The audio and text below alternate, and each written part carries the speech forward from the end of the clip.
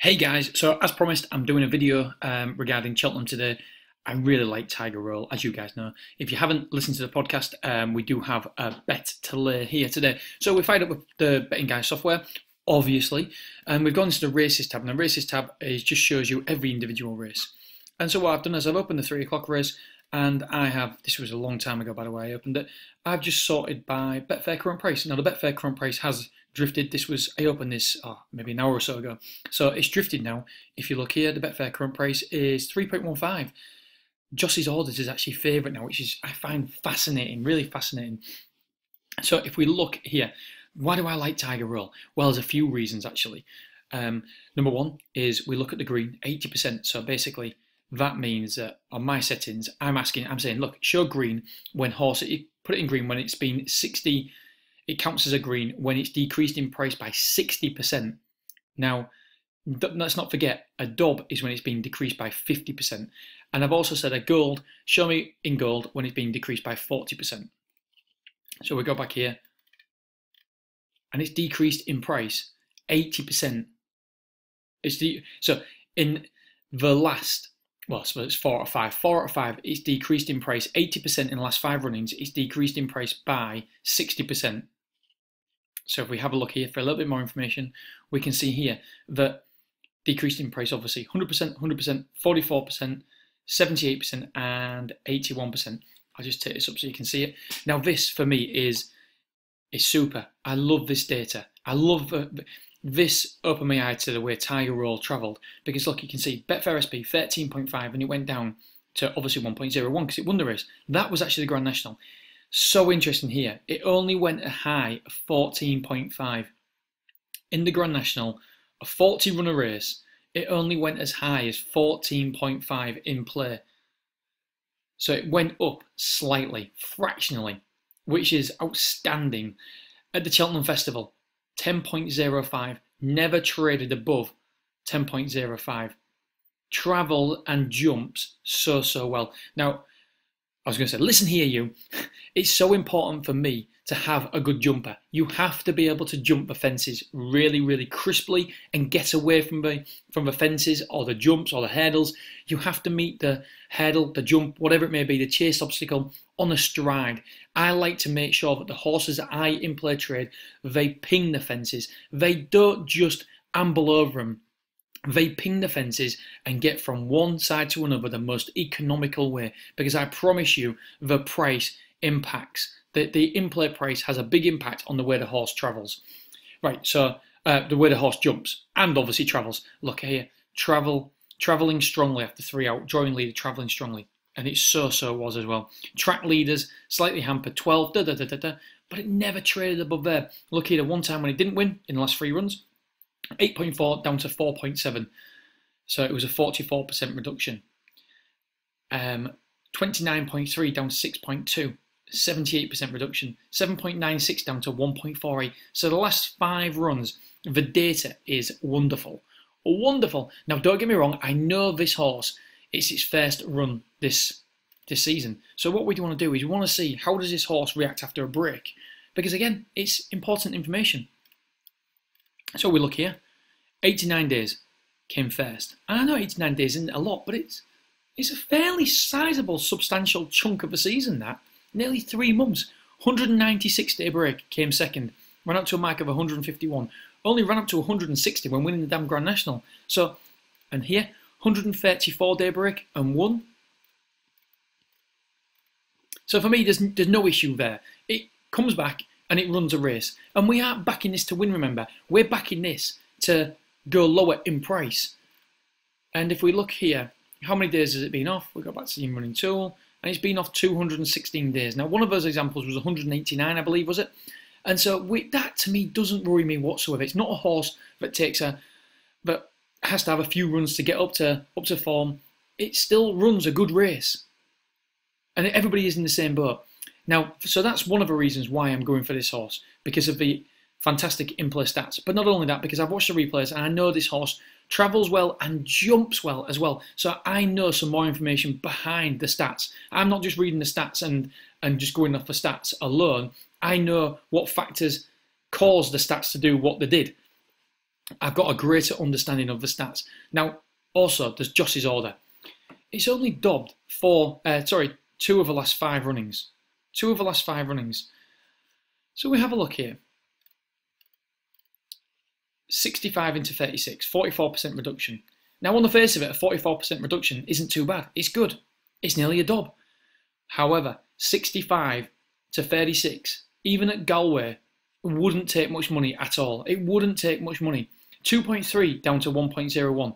Yes, obviously it won the race. However, if you look, it's increased in price here to 3.75. Although it's not a big jump at all, it still increased in price.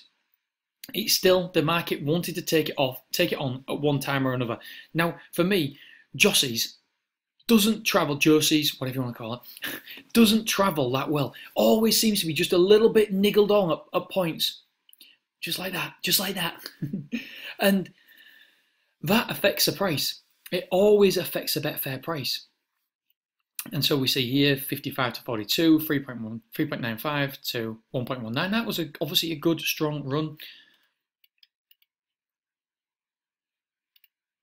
For me, Jossie's Hill, Jossie's order. There's always a point at the race where if I was a better of the horse, if I backed the horse to win, I would be concerned. If I was still trading in the in-play offices, then there's always a point in the race where I would be wanting to press that lay button and lay this horse in play. Because for whatever reason, Josie's doesn't look 100% comfortable. And sometimes Josie's actually meets the fence, the hurdle, the whatever, the obstacle, not perfectly. And I don't know what it is, but for me, it's just that it's not crisp at the jumps. Not every occasion, and that affects the price. And look, it's only 2 out of the last 5 as it dobbed. And to go down from 55 to 20, 22, 27 and a half isn't that much. It's not massive. 9.6 only went down to 6.2. And I know it was at Cheltenham. I get it. But still, if we actually go, and I don't want to bore you guys too much, compare how Josie's orders travels. I mean, we won't do that race because that race is irrelevant, isn't it? Let's do this race when it went up. I wonder if we can get it at closing stages. Because I've been watching replays for over half an hour this morning. I only watched a few races. So wait. So it's that one there, White Hat. I don't know if it's already been pushed along. But let's not forget here, it wins by 8.5 lengths.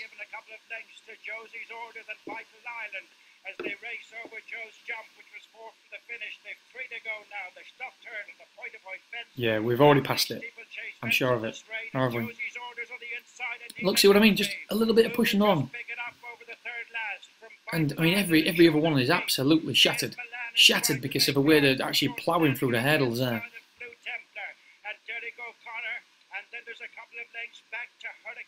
Look, still keeping him going, has to be kept going all the time. And when you're doing like that, I promise you it affects the price, it affects the in-play price. Look, they're all being pushed along, aren't they? This one's dropping, okay.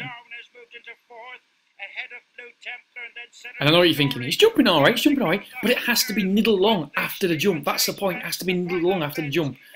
And if you compare that, it's actually gone past the point where it was niddle long earlier. If you compare that to my old friend here, Tiger Roll, just look at the way this horse pings the fences, pings the jumps. We're doing something on Betfair developer thing.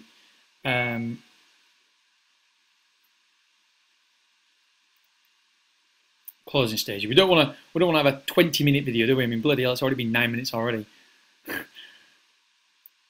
As you guys know, I just love doing it. Once I get into it, I think, oh, it's only gonna be a minute or so. It's only gonna be a minute, and then I love looking at all these different stats. I mean, that's why tomorrow morning it's fantastic for me because I get to get up, and it's my job to do a podcast and go through all this. It's brilliant. Right, come on, internet. Here we go. From the staying on gas line, boy, 2 from the end. Pleasant Company makes a mistake and Tiger Roll. The Lido, Annabelle flies to the outside and then Warrior's Tail as they come to fence at number 20. And getting over that towards the rear is Petra and just about the last I think that's the one anyway. down over that is Yeah. Thunder and Roses as we now move on to the one before Beach's second time. And it's under strong pressure. I do that all the time, don't I? I mean, just look here. Hard on the steel, hard on the bridle. So is that one, I know.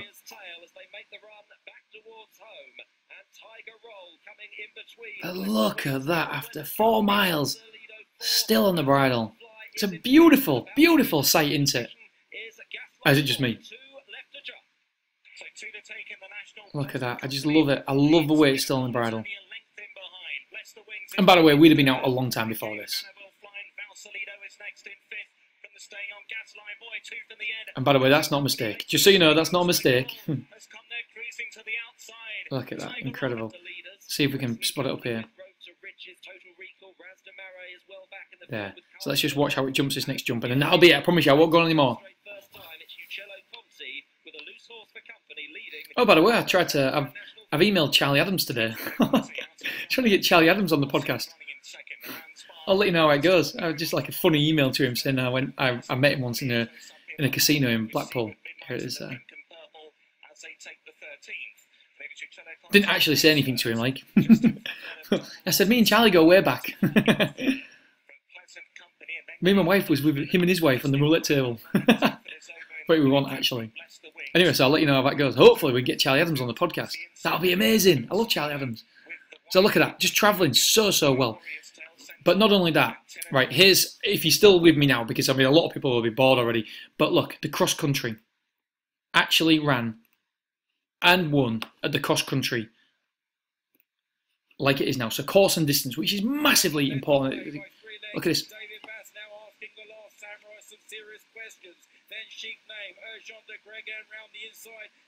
Look how beautifully it's travelling.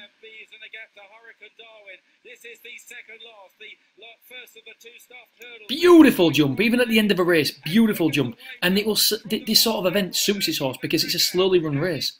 So if you just look here, again, this is.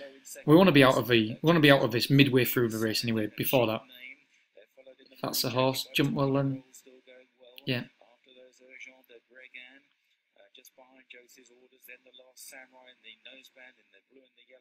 Yeah, and let's not forget Josie's orders. There. What colour is Josie orders? So Josie's orders. It's nice to compare them, how their Josie's orders is. Nice. Look, travelling beautifully. Just a small niggle. That's all it takes, a small niggle. Look, there you go. Compare.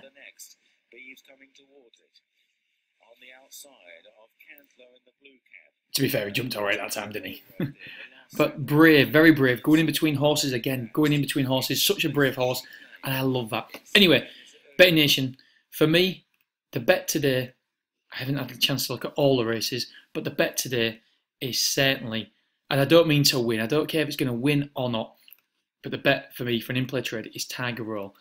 Look at these in-play stats. They are tremendous. And it's because the horse travels and jumps superbly well. Okay, sorry for boring you and going on this, I was going to say podcast, not even a podcast, on this video. Still give it a thumbs up, please. Don't give it a thumbs down. All right, thanks for listening. Thanks for watching. Bye-bye.